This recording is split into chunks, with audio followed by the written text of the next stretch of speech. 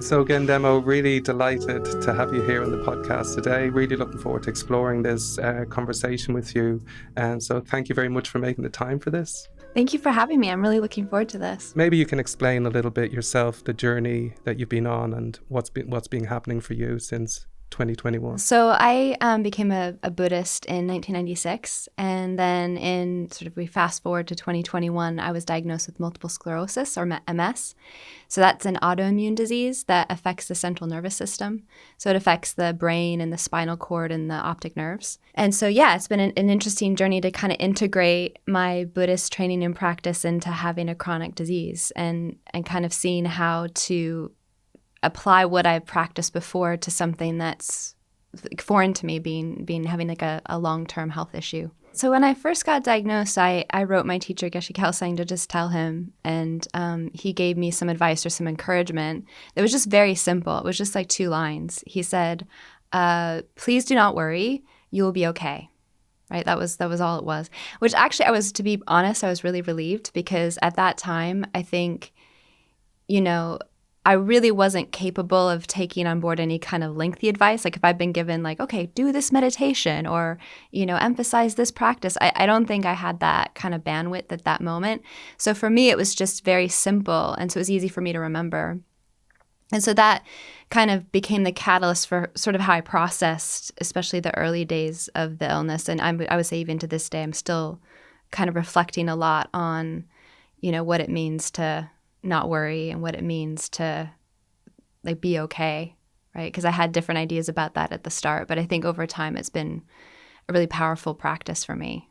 Please don't worry. It's simple advice, but I think that I hadn't really realized until I had this illness the impact that worry had on me, because I think that one of the blessings of having a neurological disease is that you can't kind of lie to yourself. Like you can't deceive yourself into thinking your mental activity doesn't impact you, because it's so apparent in your body. So if I see it's just easy to see certain types of mental activity have an impact on my symptoms and the intensity of them, and worry being very clear. Like it's very clear if I'm worrying about things, the intensity or longevity of the symptoms I have throughout the day is impacted, negatively impacted.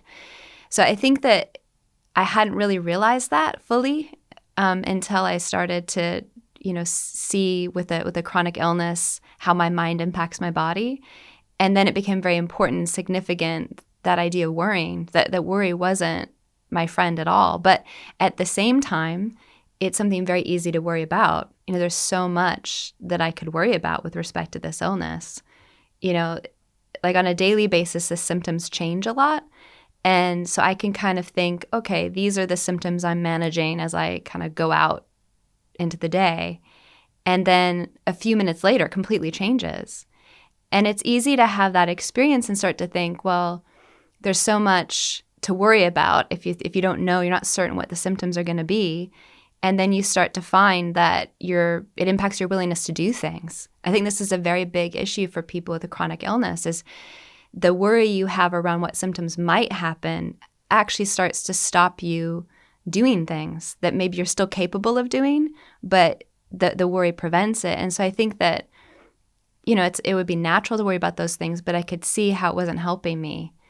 And there was a level where you have to constantly get into like a flexible state where you're accepting whatever it is that's happening in your body, like just whatever's occurring, you have to relax into that, because worrying doesn't help.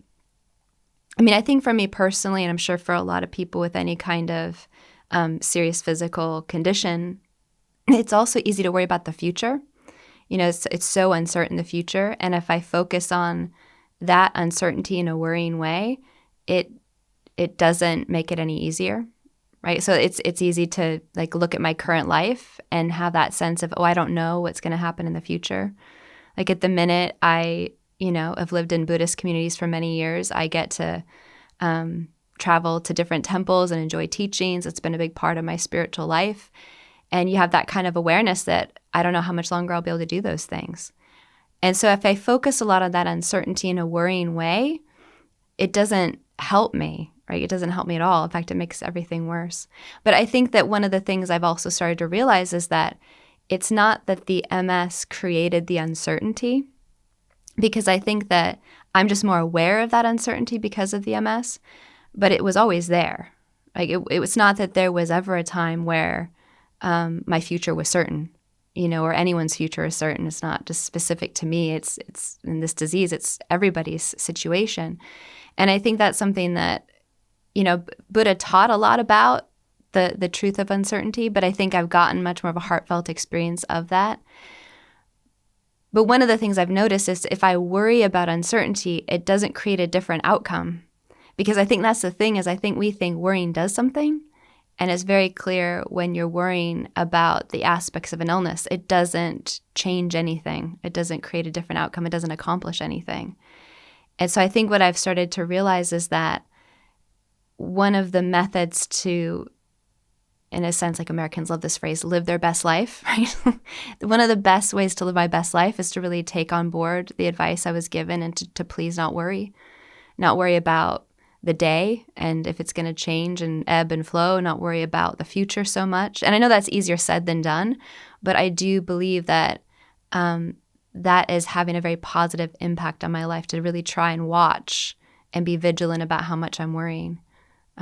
Because I can see it helps my physical condition, and I definitely think it allows me to be happier.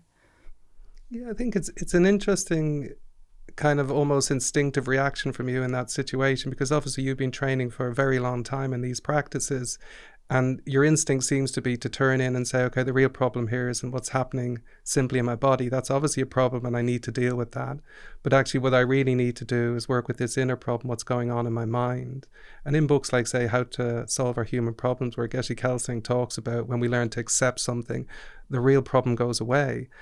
I think that's actually difficult for people to acknowledge and accept that at the beginning, because for them, especially if you have a chronic illness, it's like the real problem is really what's going on in my body. It's this painful situation that I have that's triggering all this worry. That's the real problem. And so it'd be interesting to explore with you how you've been able to manage that. So there's obviously a serious challenge with everything that you're going through, a serious difficulty and pain with that. But how are you able to really, have you been able to separate this outer problem, as we would define it within the Kadampa Buddhist lineage, and the inner problem being disturbed by it? So the outer problem being the physical symptoms and so forth, but the inner problem being fear, anxiety, worry, and so forth. I mean, honestly, I don't know what it would be like to go through this if I didn't have those teachings, because I mean, I've had the good fortune to have familiarity with those teachings for a long time before this happened. And I often think, what is it like for people entering into like a chronic disease, or a disease that has no cure, where there's chronic pain? Like, I can't imagine not having that advice you're just talking about, because it's been so key to my daily life, like quality of life remaining, because there is such a clarity that I'm not my body, right? So my body can be in pain, but I don't have to be suffering. There's a mental freedom that we all have. It's not just me, but anyone can discover a mental freedom that's separate from their physical disease, and that we're not our physical disease, we're not our body. And that's really where I kind of delineate the outer and inner problem. So, my body has a problem, right? It's got a disease. It impacts it in different ways throughout the day. I have to manage that. I can't ignore that. I have to, be aware of it to a certain extent to tend to it. But it doesn't mean that I have to be unhappy. Like, I think that's what I've started to realize. And sometimes because of that experience of that separation, you can even find some, I mean, this sounds extreme, but like some delight in it. Like, my body's doing weird things. It's a little easier to see it through a lens of amusement, or see it through a lens of, what is this about? What is it doing? Like, more amused and less like gutted, less overwhelmed, less frightened, less angry. And I'm not saying it's easy by any stretch, but I do think that my conviction in those practices and how powerful they can be is deepened so much through this illness, because I see every day, because you're sort of forced. If you identify with this body, you're identifying with like a sinking ship.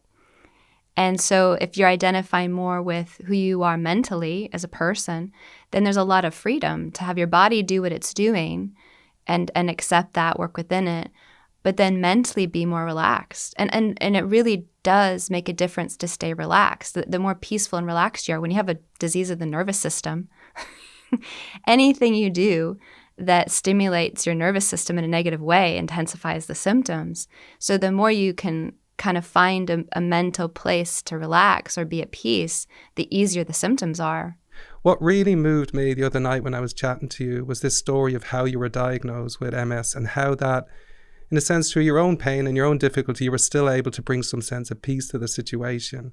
And not just peace to yourself, but in that situation that you were in, you were able to actually bring peace to a degree of peace to the situation for the other people involved in it. And through that actually develop some deeper connection with the particular doctor in this case. So I'm telling the story before you've told the story, so I'm not going to say any more. So maybe you can explain how in 2021 you were diagnosed and that final procedure that you had to undergo and how that kind of was quite transformative. From my perspective anyway, I found it very moving. So maybe the people on the podcast will find it helpful. So when I got diagnosed, when you get diagnosed, they have to do a series of tests. And so they already had suspicion. I had gone to see a neurologist. They had suspicion based upon my symptoms that I had multiple sclerosis, but they need different tests to be done. And so I was sent to the hospital. My sister was she'd come out from Seattle to be with me there and spent a long time in the hospital ER and finally kind of going through the process of getting admitted. But one of the things that we had to do in the ER was like the final test, which was I feel like there should be a trigger warning at this point for anybody sensitive. One of the final tests you use to get diagnosed is a lumbar puncture. And so, I wasn't looking forward to the lumbar puncture, as I don't think most people would be. My sister and I were there waiting for the physician to come and do this. And so there's a attending physician that came in, kind of like the main doctor, and a doctor who is like an intern. And so the main attending physician said, we're going to be performing this procedure on you today. This is Dr. So-and-so. He's an intern here. He's going to be performing your lumbar puncture. And I'm like, okay, great. Yeah, okay. Yeah, sure. And they're chatting. They're like, okay, so we'll be back in just a few minutes to do the procedure. And so they stepped out, and in the ER, there isn't like walls per se. It hadn't been admitted to the main hospital yet, so it's kind of like just curtains. And so they'd stepped just outside, and they were talking through the procedure. My sister and I were listening, and it became quite clear that this intern had never done a lumbar puncture before. Like, I was going to be his first lumbar puncture. I'm sure he's practiced on, like, I don't know how they practice, maybe like dummies or something. Anyway, but I was going to be the first live person that he'd done a lumbar puncture on. And so him and the attending physician were kind of going through it. My sister and I can hear the whole thing. They're like watching a YouTube video. They're going through the procedure. And it's becoming very clear to her and I, like, oh, like, this is the first time. Can you explain what a lumbar puncture is? Does anyone really want to know? Okay, so for people anywhere who's listening to this, just feel free to cover your ears if you don't want to hear this. So it's where they take a very long, hollow needle and they go through your spine into your spinal cord. And then they get it in position, and then they have to wait for your cerebral spinal fluid to flow out of the needle and fill this vial. And then they check it. They do all these tests on your spinal fluid, basically. And how long is the wait? So in my case, once the needle was in, it takes about 20 minutes to fill the vial. It depends on, it's like sap from a tree, right? Yeah. Anyway, it's a little bit like that. It's a little bit like getting sap from a tree. So so they come back in, and, I have to assume a position where you're sitting upright, and then the doctor's behind. And my kind sister, she was so brave. She was like, okay, you can hold my hand if you need to. And I realized, because she was being very calm, right? She's holding my hand. She's like, you can squeeze my hand. And I realized she was squeezing my hand really hard. And she has this she's very calm, but her eyes were like saucers. I could see her eyes. She was like, she couldn't have these eyes like saucers. And I realized she was nervous. And then quite quickly I realized that this intern was very nervous, like the man doing the procedure for the first time. And the attending physician is trying to kind of encourage him, but not cue me off too much to this intern's, let's say, not having done this before. And so at first, I started doing prayers to Buddha Tara. So in the Buddhist tradition, there's a female Buddha named Tara. She's a female Buddha of wisdom who's known to be very swift. So I was like, okay, I'm just going to pray to Tara because Tara is about being swift. I thought, okay, let's just get this done fast. And, just trying to kind of focus on that. And then just as I became kind of more relaxed, I started to think about this meditation we do in Buddhism called equalizing and exchanging self with others. And I started to just sort of want to get my mind off myself because I realized that the more focused I was on myself, the more nervous I was getting as everyone else in the room felt nervous. So I tried to just kind of extend my awareness to everyone else in the room and just realize we're all nervous. Like there was nobody in that room who wasn't nervous. It wasn't just me. And that just expanded my awareness. And I just started to see that it calmed me down. I've done that meditation for years, but I'd never done it in a situation like that. And I was like, this is amazing. Like the immediacy of just taking my mind off myself and starting to recognize that everyone felt in varying degrees similar to how I did. And also everyone was there trying to help me. Like there was no one in that room that wasn't trying to be helpful. But it also became apparent that this intern doctor was, as I said, he was nervous, but he was really struggling to actually just do it. Like he was having a hard time actually just going for it. And so the attending physician's trying to guide him, but he was just really reluctant to actually just stick the needle in. And so I started to kind of do the other aspect of the practice, which is exchanging self with others, where I was just trying to imagine what it was like for him, the doctor who was trying to do the procedure. And I realized that he probably had the skills. Like he's a doctor, he's been training. He just doesn't have the confidence, And so I just decided, I thought I have to encourage him. Like I have to encourage him. Because I was just imagining if I were him, like why is he hesitating? Like to stick the needle in? Why is he like not able to do it? And I thought, because he's afraid of hurting me. And I thought, okay, I've got to encourage him. So I started to just say to him, like, you've got this, very American fashion, like, you've got this. But I just kept saying, go for it. Go for it. I trust you. You're doing fine. I'm fine. I'm totally fine. Just go for it. And he did. He got confident and then he went for it. And then he was able to kind of click into that kind of training he had. And he started to be able to kind of, confidently say, okay, so now I'm doing this and now we have to wait and I'm going to be still. You have to be still. Then he got into the mode of like guiding the procedure. And it was like we became a team and everything in the room just relaxed. Obviously it helped me, but it felt like it helped everyone. And it was funny because afterwards, the attending physician, after they'd finished, they'd left, and he came back in and he's like, thank you so much for doing that. And afterwards I got admitted. I was there for about a week in the hospital, and that intern, he'd come and visit me anytime he was on call. It's like we had this little bond. And anytime I go into the office to see the main doctor I see, if he's on call, he'll come and stop in and say hi. It's like we have this little bond because I was his first lumbar puncture. But to me, I think the thing that I really was blown away by was the power of those meditations in a real life situation that I think not just me, most people would find kind of nerve-wracking. And, I'd done that meditation for years, but I think I'd never seen how powerful it could be in a moment like that, where the circumstances aren't ideal for meditation. You're in a hospital, there's noise, there's activity, everyone's nervous, but that was exactly what I needed. And it felt like I gained a new faith in that practice, and that it's a really powerful medicine, equalizing and exchanging self with others. Sometimes when we think about meditations like equalizing and exchanging self with others, we often see them as in this formal meditation session. But really what we're doing at those times is we're preparing our mind for the most difficult of situations, or everyday life as well, just in everyday life. But in this particular, again, it's like we're seeing the fruits of putting in a bit of effort for, say, people on the podcast who are relatively new to this, and even if they're just trying to improve relationships with others, that effort you put in when you sit down to meditate on these beautiful, life-changing meditations, eventually, again, you can draw on that in these, especially in these kind of situations. So for you in particular, it would appear to me that you transcended any fear and anxiety at that time because you're able to hold that kind of balanced mind that's really moving beyond yourself and connecting with his fear and his anxiety. If it was his first one, of course, any of us would feel that quite deeply. I think it's quite lovely that when people think about this, of course, not everybody who's in difficulty at the moment or experiencing chronic pain are going to be able to draw on that just from the get-go. Of course, you're talking about years of training in that, but it's just encouraging us all, actually, there are ways that we can begin to deal with things in a much more meaningful and much wiser way and a much more healing way in this particular circumstance. And so for me, thanks very much for sharing that, because I think so many people will find that really useful on the podcast.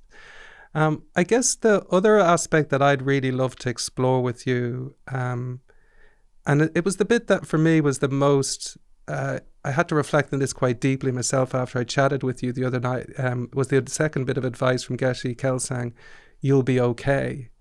Because as you know, this is a chronic condition. So the idea that you'll be okay, you've had to find your own meaning in that, because it's not immediately apparent. It wasn't immediately apparent to me when we were chatting the other night. So I think it's really helpful for people to know that what that really meant to you, and also how it could mean something for them. So maybe you could explain to us a little bit of your journey with that bit of advice and how you've internalized that. His second piece of advice was, you'll be okay. And I think in the beginning, like I kind of naively thought that meant something physical. Like kind of in the beginning, you're working towards, when you first have your first MS attack, there's a certain amount of damage, and there's a certain amount that you can regain from that damage. And so you're kind of focused on, different types of, rehab and those kind of things to recover. And so I think in the beginning, I thought it just meant like I would be better, like physically better, like things would get better physically. And so that's sort of what the meaning was, you'll be okay. It was like everything will be okay, meaning physically. And I think as time has gone on, I've realized that, and I'm sure many people with chronic diseases or any kind of sickness or injury understand this, that things don't necessarily physically get better.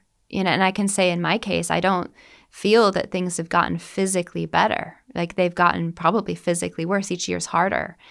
But I've gotten better with it. Like I think that over time, what happens is the more deeply you can accept the thing you're facing, in my case, it's this disease, the more you kind of are able to get comfortable with it and kind of make friends with it.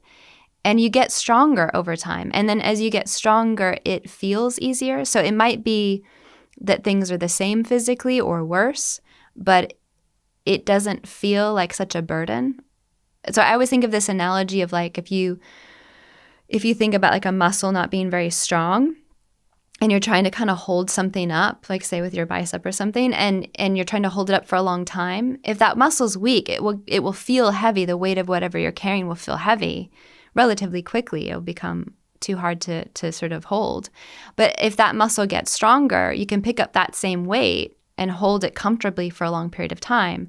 So it's not that the weight has changed of what you're holding, but like your muscle's gotten stronger, so it's easier to hold it. And I think that's the same thing that starts to happen is that the more I've gotten comfortable and stronger with it, then the less weight it seems to have. It starts to feel like less of a burden. And so in that sense, I feel like, it's not that I'm physically okay or I physically may be okay. I have no idea what the future holds. It could be physically much worse in the future. But I feel more confident that I'll be okay. And I think not just that, like I'm sort of taking liberty with the advice or encouragement he gave me, but I think I'll be better for it. Like I honestly think I'll be better for having had this sickness than if I'd stayed healthy. And it's not that I would prefer it or wish for it, but I think having it, I see, there's a blessing in it, in that it's forcing me to learn some really important lessons that are actually making me a better person. So I think that's how I started to interpret that encouragement was, you'll be okay. It's not necessarily physically, like I might not physically be okay, but that doesn't really matter so much because I'll be okay. What are, for you, the lessons you've learned most from this particular situation? What are the ones that really resonate with you more deeply? And of course, it's very important to let people know in the podcast, this is of course an ongoing situation as we can see. So what are the lessons you're still learning? Yeah, I mean, how much time do we have? There's so many. As long as you like. To be sort of general, I think I've learned a lot about myself and my own Buddhist practice, and I feel more grateful for it for sure, but also like the different levels of it, like you're talking about acceptance. And I think every day, I think I'm getting a deeper experience of what acceptance means, but I'm also discovering there's a new level to it. Like each new symptom or, each new spike in symptom, I have to like, am I accepting this? Or is there some resistance? And there can be levels of acceptance and then still levels of resistance. And it's that kind of mental training to kind of really get on board with whatever's occurring. And I think it's really important, like I remind myself of this, and I think anyone else is, I'd always say that it's being patient with that process of accepting, because a lot of times hard truths, our first reaction is, I can't accept this. How can I accept this? No, this isn't tolerable. I can't accept this. And I think recognizing that first reaction is entirely kind of normal and natural, but we don't have to stay there. Like, it's not a good place to stay. At least I haven't found it to be a good place to stay. It's better to move past that and try to take on board, like, no, I do accept this. I do accept this. And then the more fully I accept it, it opens the door to seeing what it's teaching me. And I think another big teaching for me is just humility, and I think in Buddhism, this is a kind of common practice, and we define it as, being open, or an openness to learning from everyone in every situation. And I think it's a big part of my daily life is that practice of humility. Like, am I open to learning from not just everyone and everything, but this disease? Like, am I willing to be taught by this disease? Like, am I willing to see it as like a spiritual guide teaching me spiritual lessons? Because obviously I've chosen to dedicate my life to my spiritual development. If I think about that, then this disease is in line with my wish. Like, my wish is to improve spiritually. This is in line with my wish because I can learn a lot from it. I think one thing I've definitely thought a lot about since developing this is how much potential strength we have as people that we don't often see. A lot of times when we're in that place of resistance or non-acceptance, we're like, oh no, like, I can't do this. I'm not strong enough. I think it's easy to feel that way. But what I've realized is actually I think everyone has a huge potential to be strong. And I don't mean like a tough strong. I think more of like a soft strong. Like, I think, at least for me, because of this disease, the way it impacts things, pushing doesn't work. You can't be pushing. It's not about soldiering through. It's really about kind of relaxing into what the symptoms are as they unfold. And so it's almost like a soft strong, like a gentle strength to endure the ebbs and flows of what it is and what it isn't physically. And I think I've started to believe, because I don't think I'm special in being able to apply these kinds of things to this illness, but I start to look at other people and think, I think that they have that same potential strength. They just don't feel like they can. But until you have a choice, how do you know? Like, when you don't have a choice, you have to find out. But I think a lot of times when we think we have options, we can sort of stay back and think, oh, no, I'm not strong. Whereas when we don't have a choice, we have to rise to the occasion and become strong. I think another thing I've really begun to appreciate and understand is in line with Buddhist teachings on compassion. And I deeply hope that this disease is making me more compassionate. And I think the one way it has is because in my case, it's not visible yet. People can't see it. So even though it's, ravaging me every day and it's prolific, it's not visible to anyone else. So it makes me then think, what is it I'm not seeing that other people are experiencing? Like, rather than having this assumption that the people I see walking around or interacting with it, they're all fine, or that they don't have a lot going on physically or mentally. I think now I have more doubt of that. And I try to come more from that place of, not assuming, but somewhat assuming that actually they do have sufferings that are very real and pervasive and raw and intense.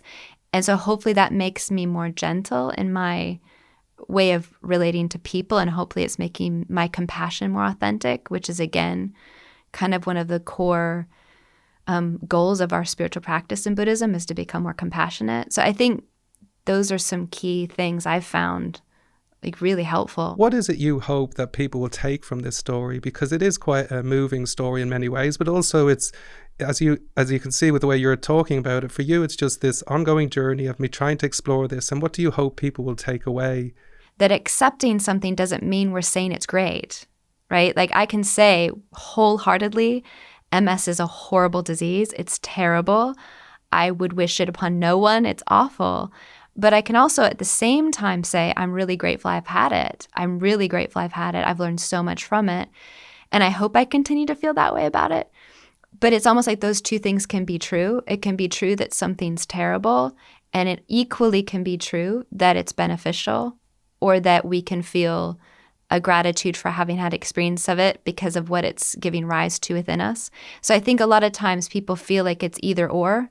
This is either I acknowledge this is awful, and then I deny any possibility of a peace or happiness or meaning, or I have to, say it's not awful and everything's great. Whereas I think within Buddhist teachings on acceptance, it's not like that. We can accept and acknowledge something's awful and at the same time make the best of it, and actually find that we can come to have a respect for that hardship because of where it's taking us. And if somebody's listening and they're thinking, I get that, and that's great that you are able to see it in that way, but I just can't. And all I experience is this huge amount of resistance in my mind to my reality. Could you give some kind of insights or advice, or maybe like even a meditation practice that might help with them to get to a space where maybe one, that they can let go of the resistance so it's not tormenting them so much, and two, where they can maybe step into some degree of acceptance. And again, maybe, an understanding that it's not perfect, and none of this is perfect. And I know you would certainly say that to anyone else. It's never perfect, and nor should it be, nor do you have to be perfect in dealing with this. But just, how can they practically look at, acknowledge and let go of the resistance, and then in some way open up to that acceptance? Are there steps you think, or even quotes from books or whatever, that you think have helped you to really be able to internalize that a bit more? The first thing that comes to mind is just thinking maybe, because I think sometimes we think it's either or, like I'm either doing something or I'm not doing something. It's either possible or not possible. And I think just thinking maybe I could relate to this differently, like maybe I could experience this differently. Just having that maybe is the beginning of creating some mental space and openness, because a lot of, at least from my perspective, dealing with any kind of chronic illness involves dealing with in a way that's always in the context of being relaxed and more peaceful. And I think that's where just having a gentle doubt, like maybe I can experiment with a different view. Maybe I can experiment with trying to take a different approach to this without kind of thinking I have to or I should or I can't. Just thinking, well, maybe I can't right now in this moment, but maybe in an hour I can. Maybe I'll try in an hour, or maybe I'll try tomorrow. And not being so kind of now or never. I think that helps, is more process oriented. And I think a quote I often think about from a book, How to Transform Your Life, is that we're as likely to develop qualities that really matter through our failures as through our successes. So every time we might fail to maybe practice or keep a state of mind we'd like to, we're learning from that. And that's going to be a part of the process of becoming more successful at it. So instead of giving up, like I tried to kind of look at my situation differently, or I'm trying to accept, or I'm trying to be more compassionate. I think every time we try and fail, that's part of mastering it, actually. That's how you master anything, is through trial and error. And so then it's more process-oriented and more of a journey than thinking, okay, I'm either able to do something or I'm not. Just being more flexible with ourselves. I think it's interesting because for me, that a lot of the journey with training in these methods, and I'm sure for you too, is like with meditation, with applying this timeless wisdom that Buddha shared over 2,600 years ago. For me, really, a lot of it is that it's just being at peace with imperfection. Like life's not perfect, days aren't perfect, there's nothing perfect. But as long as we can accept and be at peace with that, that's where the learning comes from. That's where the growth comes from. We're not going to be able to deal with this perfectly every day. And if somebody's listening and they're saying, well, I've got so much pain, I can't even think of sitting down to meditate. But when you get to a point where you can accept and be at peace with the fact that it'll never be perfect, but you can get to a point where you're more relaxed with the situation you have so that you can deal with it in a much healthier way or a much kind of more healing way. I think that's really important in this. And I guess that's what I was thinking as you were saying that. What about somebody who's actually just in a lot of pain, physically, mentally? How are they ever going to sit and meditate and find some space within their hearts or within their minds to be able to open up to accept? Yeah, I think that's something I've thought a lot about because, I spent a number of years meditating, decades meditating before developing this illness. And so I have this familiarity with like what it used to feel like to meditate when I had a relatively healthy body and, more minimal amounts of pain and like working with meditation in the context of that. And that so dramatically shifted the last 3 years where there's no time that I meditate where there's not a lot of physical symptoms taking place. And it's taken a lot of adjusting to, again, accept the imperfections, like be happy with the imperfections. Like, yeah, my body could be doing its thing and I have to adapt. And maybe physically that means adapting my position. Like maybe I don't sit the way I used to sit, or I have certain times of the day that work better because my symptoms are a little less. So I try, if I can, to meditate in those windows. But I also have to get comfortable with that my body is not going to be comfortable. It's not going to work the way it used to. So that doesn't have to mean that my life as a meditator is over. It's just beginning, but in a different way.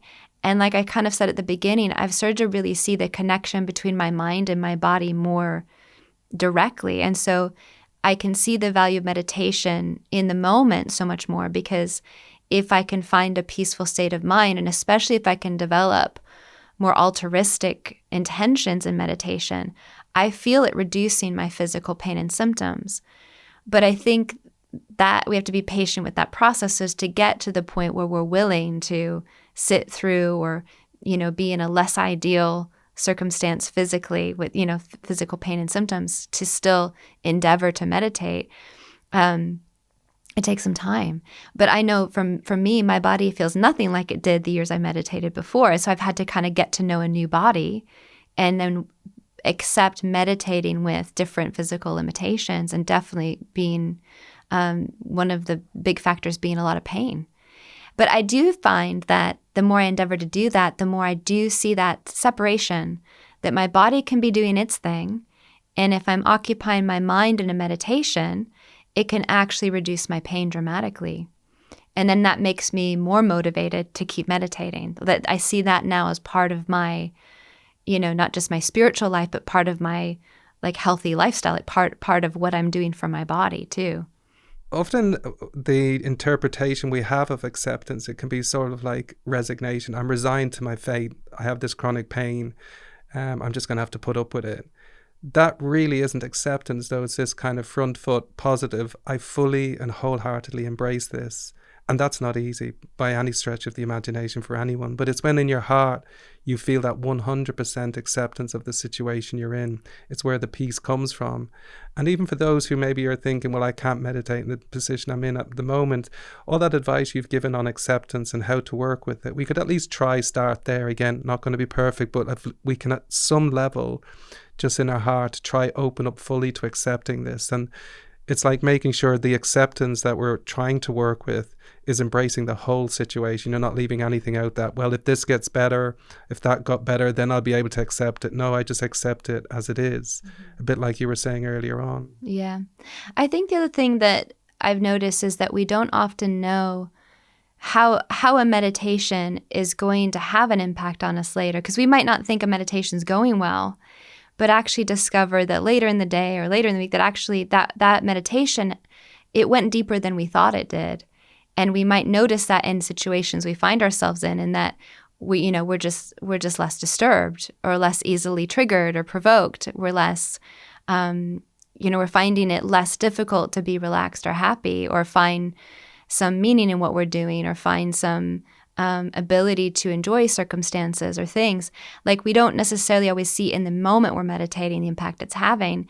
And I think, going back to the lumbar puncture story, I think that's something that was so poignant to me, is that all those times I meditated on equalizing and exchanging self with others, I didn't think they were for that moment in time. Like, all the times I'd sat down and done that meditation, I couldn't have foreseen in the future, I'll be using this meditation during a lumbar puncture. Like, that wasn't crossing my mind in those moments where I was engaging in that practice. Yet it was such a treasure for me. It was like such a benefactor for me in a moment I couldn't even see yet. And I think that's made me think more about my meditation practice now, that maybe it's not about right now and today. Maybe it's about some of the skills and experiences I'm having with my mind that are going to help me later, like later today or next week or next month or next year, when I'm encountering something that I can't even envision right now, but it's going to be my best friend at those times. And so I think that I have more of that sort of a different look at my meditation practice now as having maybe a forward impact, so that I'm not so focused on in the moment, is it working? It doesn't matter if it is or isn't. I have a confidence that it will help me at some point. You remember that quote from Geshe Kelsang? He used to often say is, try but don't worry, one day you'll be surprised. Try but don't worry. Because we often do the opposite. We worry so much about it, we don't try. If you're anything like I was at the beginning, can I meditate this way? Can I get that deep experience? Can I even get to a peaceful mind? And then we worry so much about it, we give up trying. But what he would encourage you, just try this, don't worry about it, and one day you'll be surprised. Because what we're really doing when we sit to meditate is, yeah, it's amazing if we can access some deeper peace or some deeper virtue in our heart at that time. But really what we're doing is we're continually investing in our future peace and happiness and our ability and the inner resources to be able to deal with whatever's coming our way. So every time you're sitting to meditate, even on that day, for those people who are finding it difficult and it's uncomfortable, be sure that you're continually investing in your future peace and happiness. You're continuing investing in your future resources to deal with anything. Because I think it's for people who are feeling like they're in these situations where they're not able to do that. It's just that phrase alone is just keep that in your mind. Try but don't worry. One day you will be surprised, because one day you'll be sitting in a doctor's surgery in the situation you were in, and you were surprised. I'm sure you were very surprised, as it was he, I'm sure. Yeah. I mean, maybe this is, I don't want it to sound negative, but one of the things I think that is also helpful is not assuming that there's going to be a future time that's easier. Because I think that's one thing that's kept me going with at its current moment in time. Is like, like I said, each year it's become harder. My symptoms are worse, to be perfectly honest. But so I know that. I know it can continue to get worse. And so part of me is like, well, there isn't going to be a more ideal time than right now. So even if I have a lot of physical pain right now, if I'm waiting thinking there's going to be a better time to attempt to do any kind of meditation, even a simple one, there's not going to be a more ideal time. So now I'm more convinced that I've just got to work with what I've got, and then that's the time I have, that's the conditions I have, and then that's good enough. Like you're saying, try, don't worry. Geshe says that a lot. Just try, don't worry. I think that makes a lot of sense, because if we're thinking, oh, well, I need things to be better before I can start, or I can begin to try to do something. I have too much pain now. That's exactly why we have to do it, because we can't assume later is going to be any easier. At least that's my take on it. It may not be encouraging for other people, but I've found that encouraging to think about. It's like now may be the best time I have. And then I'll benefit from the work I'm doing with my mind right now. It will serve me and be my support and my refuge in the future. So that kind of way of thinking has been really helpful. So I'm really interested to explore, if somebody's in a lot of pain, like right now, and they're listening to the podcast and they're thinking, this is all great advice, but really when it comes down to it, I simply can't meditate. I'm in so much pain, it's impossible for me. Do you have any advice that maybe through your own experience or maybe through the teachings that would help them a little bit to begin to develop at least a degree of confidence that they may be able to gradually over time? Is this a really bad answer to just say, then don't meditate? Like, I think if somebody feels like they're in so much pain they can't meditate, I don't think they should feel like they have to try, like in the sense of, in a formal sense. I think sometimes that we can stigmatize ourselves with those kind of, I need to meditate. People have said I should meditate. People said that meditation's helpful. Even these people on the podcast are saying meditation's helpful, but I physically cannot. I think sometimes that creates more of an obstacle to meditation-like exercises. And I think that's where I would advise people to more focus on things that are meditative versus formal meditation. So, I get a lot of benefit out of just contemplating, just contemplating a few words of Dharma, or contemplating things that I read in Buddhist teachings that I find inspiring or relevant to what I'm going through. And I can do that in any position. And it's not in the context of like a formal meditation session per se. So I think that can be a way in which people open the door to meditation like activities that still give them the benefits of meditation without feeling the pressure, oh, I have to meditate or I have to be able to concentrate for a period of time.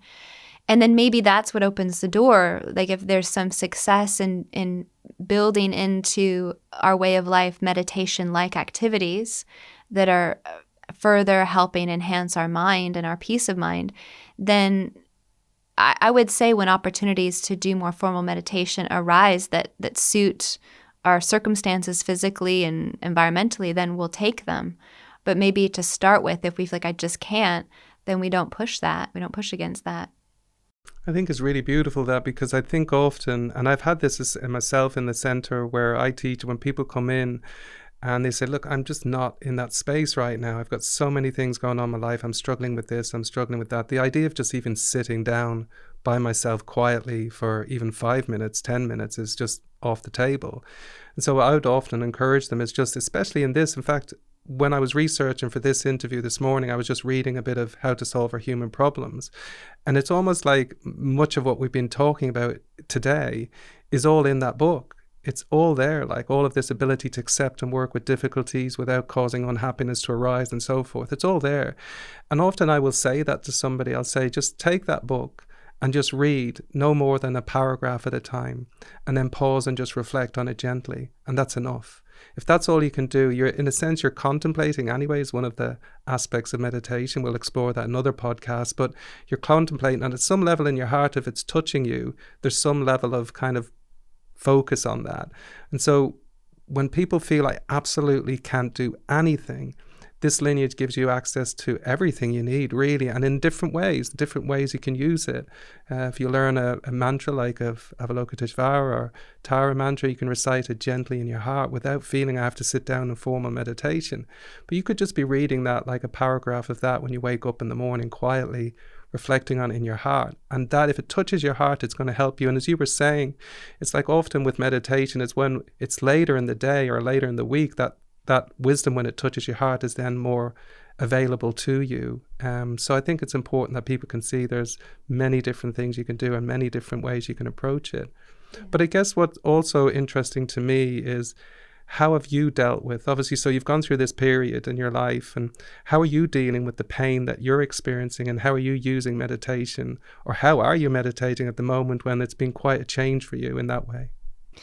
So related to the first point of that, I think, your reference to how to solve our human problems is really helpful, because I rely a lot. And many people love this page, but there's a page that talks about dealing with painful feelings. And obviously it's more in reference to our mind, but I think it can apply to our body, where we try to learn not to panic, and we kind of give ourselves the time to see, where those feelings are coming from, and, how we can learn from them. But there's a reference in the paragraphs about dealing with painful feelings that I use a lot as a meditation, which is the sky and the clouds. So you think of the pain as like a storm, and you think of yourself as like the sky. So there's space in the sky for a storm. So there's space, in my mind for painful feelings. And that often, it's not explicitly a meditation, but it's a technique that, you could meditate on it, but it's also a technique you can take just into daily life when certain things are, painful physically or mentally. Just say, okay, it's just a storm in the sky. There's space, for these painful feelings. I don't have to panic. I don't have to resist. I don't need to sort of urgently react. I can just, find some ability to remain still in that storm, basically. What is the final advice you'd give to somebody who's going through a chronic pain situation, or maybe just somebody who's going through a very difficult, longer-term period in their life? What would you think, from your own experience, or from your own experience, what you think that might be helpful to them? I think it's some advice that I got early on from, some other Kadampa Buddhist friends who've had different illnesses, and it's really just to be gentle with yourself. It's very simple, but I think that if we're not gentle with ourselves, none of these other things will be possible. Like, there has to be the ability to, like I said, be soft and strong. And I think that requires us first being just gentle. It's especially anything serious, anything life-changing, anything really painful. It's a process. It's not like we just turn on a light and everything's good mentally. It's a process. And so I think being gentle with ourselves and in that process. And it's easier to actually see what, especially when it comes to states of mind, are our enemies. And then we can get to a point of being a little more vigilant with those, but not as a starting place. I think we have to start by just relaxing a little bit and just accepting what is, and then being gentle. And then over time, it starts to become clear, if we're careful with ourselves in that way, what the next steps will be. Yeah, I think it's so important, that bit about being gentle with yourself, because I think often we think when we're in a situation where it's quite traumatic or it's quite difficult, it's often when we turn on ourselves, I should be stronger, I should be able to deal with this better. And even people who've been meditating for years or practicing this lineage for years, they can still feel when they go through a tough time, I should be better than this. No, you shouldn't. Yeah. You're just human. You're going through a tough period, but you do have access to resources that can help you. So whether you're brand new to this and you're thinking, what are those resources? Or you're somebody who's been training in this for years, be sure that everything you need, as your story is revealing, everything you need is there. And yeah, we just have to apply it. But we're never going to apply it successfully and consistently if we're heavy on ourselves. Rather, it's just this acceptance to be at peace with who we are and where how we're improving a little bit over time. So, again, Demo. Adam, thank you so much. Thanks for having me. Thank you so much. It's been such an inspiring story. I've really, really enjoyed this conversation. And I don't know about anybody else on the podcast, but I've taken tons away from that for myself. So really appreciate you dropping in. Yeah, thank you for the opportunity. I hope it's helpful. Hugely. Thank you. And thank you for everyone dropping in on the podcast today. We'll see you in future episodes. Thank you very much.